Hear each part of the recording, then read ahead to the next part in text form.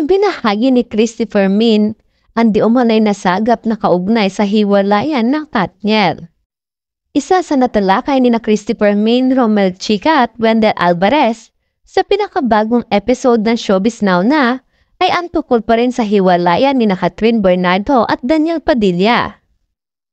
May nakarating umano kay Christine na kwentong sinasabing rason ng paghihiwalay ng dalawa.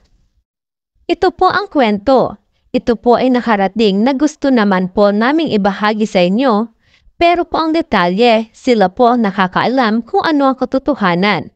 Sila po makapagsasabi kung totoo itong kwento na itatawid namin sa inyo, panimula ni Christy.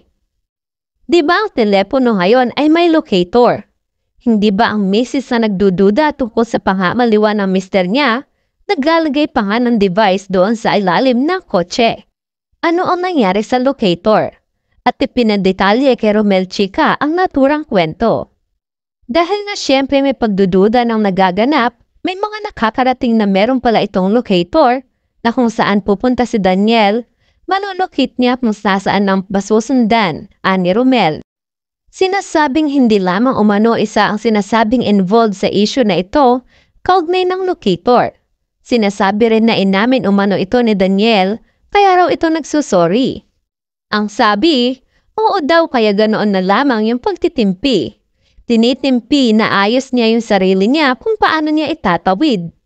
Alam na niya kaya nagsusorry kaya umiiyak, dagdag pa ni Romel. Si Daniel Padilla nagkukwento at nagbibigay na regalo ilang araw matapos makipaghiwalay kay Catherine Bernardo. Ang pinakabagong ang update ng aktor na si Daniel Padilla matapos ang pinag-uusapang hiwalayan nila ng actress na si Catherine Bernardo ay isang reading session kasama ang mga bata at batang may cancer patients.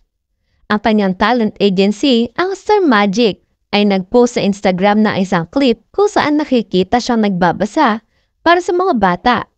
Kasama niya ang kanyang mga kapatid na babae, sina Maggie at Carmela.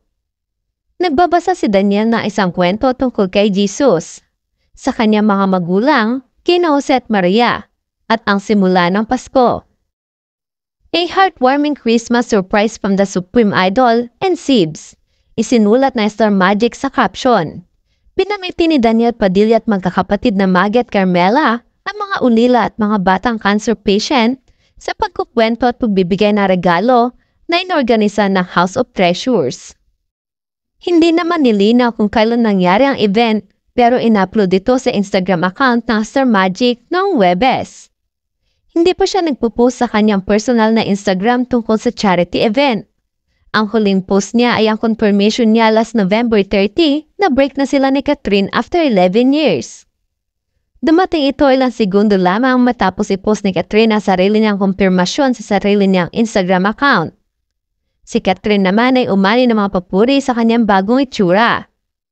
Nag-post siya ng buhok ilang araw pagkatapos ng kanilang kumpirmadong breakup.